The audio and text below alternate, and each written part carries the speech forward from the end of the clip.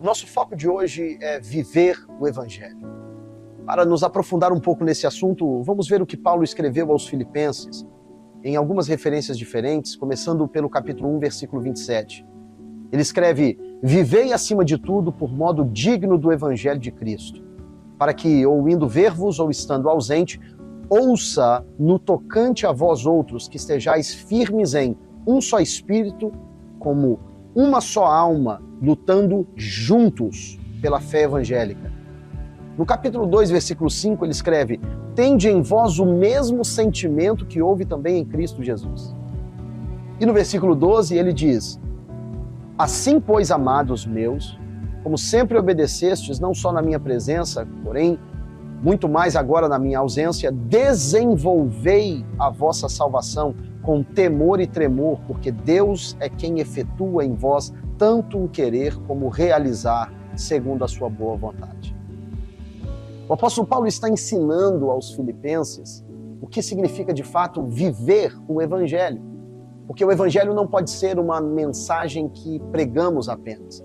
O Evangelho precisa ser uma forma de viver. O Evangelho precisa estar presente em todas as áreas das nossas vidas, e não só apenas nos nossos encontros de culto dominical. O Evangelho precisa estar presente nos nossos lares, nos nossos ambientes de trabalho, nos nossos lugares de estudo. O Evangelho precisa estar presente no nosso falar, no nosso agir, no nosso pensar. O Evangelho precisa estar presente nas nossas emoções. O Evangelho precisa estar presente nas nossas decisões. Viver o Evangelho significa priorizar a verdade e os princípios que Cristo Jesus nos ensinou. E o apóstolo Paulo, através desses 3 textos, eu creio que ele sintetiza muito bem o que significa viver o Evangelho de fato. Primeiro ele fala sobre andar ou viver de modo digno do Evangelho. E aqui, se você observar com cuidado, no versículo 27 do capítulo 1, ele está falando sobre união, unidade. Ele fala de uma forma muito linda, ele menciona a importância de lutarmos juntos pela fé evangélica. Ele fala sobre existirmos em um só espírito, como uma só alma. Essa unidade, o que nos une para edificarmos uns aos outros, para sermos motivo de bênção na vida uns dos outros. Viver o Evangelho significa certamente estar presente como exemplo da cultura celestial na vida dos meus irmãos. No capítulo 2, versículo 5, ele cita algo que, na minha opinião, aprofunda ainda mais nessa questão, porque ele fala sobre ter em nós o sentimento que houve também em Cristo Jesus. E se você continuar lendo, ele está falando sobre humilhação e humildade. Mas eu pergunto para você, como é possível nutrir nos nossos corações o sentimento que houve em Cristo se nós não conhecemos a Cristo? Por isso que é importante começar por um lugar de desejo e anseio por conhecer verdadeiramente, receber em nós quem Cristo é. Porque só assim podemos compreender o que Cristo sentiu para que pudéssemos também nutrir em nossos corações o mesmo sentimento que houve em Cristo Jesus. E no versículo 12, no capítulo 2, ele usa uma expressão que é também poderosa. Ele diz que nós devemos, no final do versículo 12, desenvolver a vossa salvação com temor e tremor. O que significa isso? Desenvolver a nossa salvação. Esse, na minha opinião, é um propósito que nós estamos alcançando. Propósito que nós estamos buscando alcançar. Entenda o seguinte, desenvolver a nossa salvação não tem a ver com merecer a salvação ou conquistar a própria salvação. Não, eu creio que desenvolver a nossa própria salvação tem a ver com o desenvolvimento pessoal do nosso relacionamento individual com o Senhor. Nós não podemos ser cópias baratas de outras pessoas e a forma como elas se relacionam com o Senhor, ou depender das experiências de outros, sem que nós tenhamos experiências próprias com o Senhor. Esse não é um evangelho individualista, de forma alguma. Na minha opinião, para que tenhamos uma força de corpo, uma força corporativa, como igreja reunida, nós precisamos individualmente experimentar do Senhor, para que, ao nos juntar, as nossas experiências possam sim ser motivo de edificação um do outro.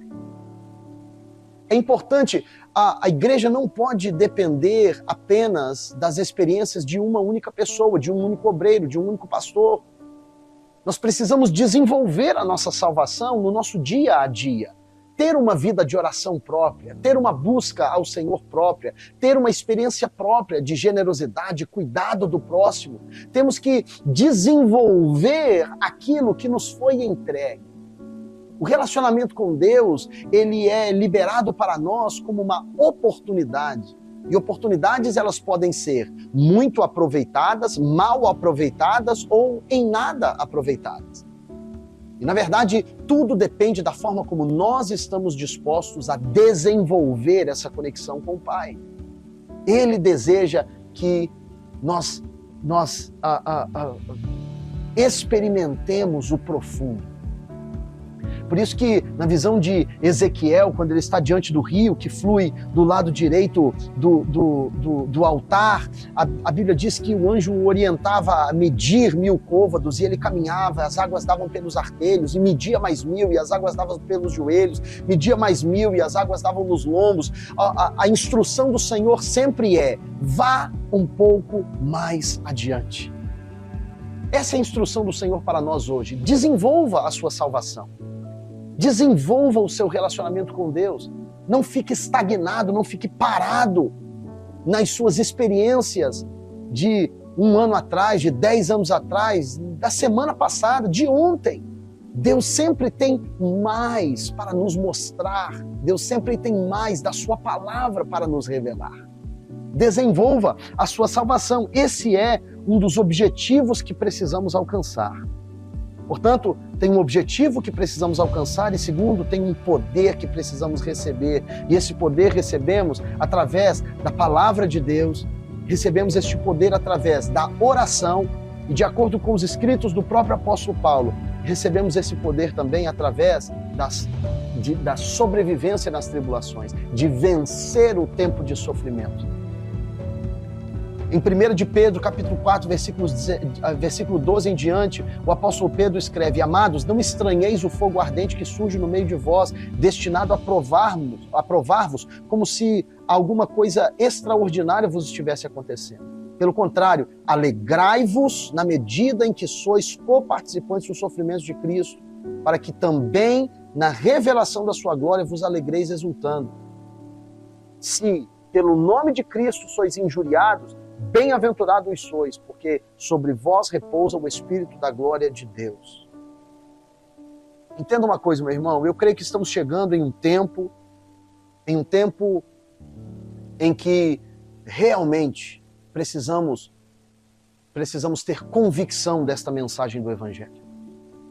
Um tempo em que nossas convicções serão testadas e a cultura se levantará contra o que a Bíblia nos ensina. E esse momento de nos levantar com palavra de convicção para defender, por isso que ele diz no capítulo 1, versículo 27, ele fala sobre lutarmos juntos em defesa deste Evangelho. Viver o Evangelho significa compromisso com os princípios que ele nos ensinou e não com a nossa conveniência. Tem um propósito a cumprir. Temos um poder que está disponível para receber. Através da palavra de Deus, através da vida de oração, que precisa ser constante, através da sobrevivência desses momentos de sofrimento e de tribulação. Por último, existe uma promessa que precisamos crer.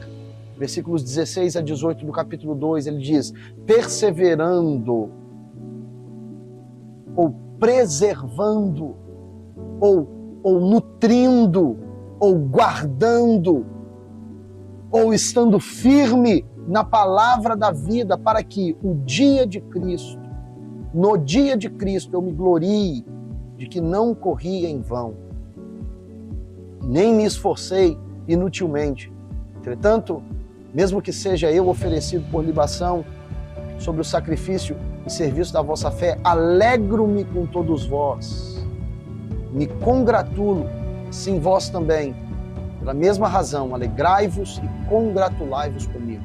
Existe uma promessa que nos foi liberada, promessa da eternidade.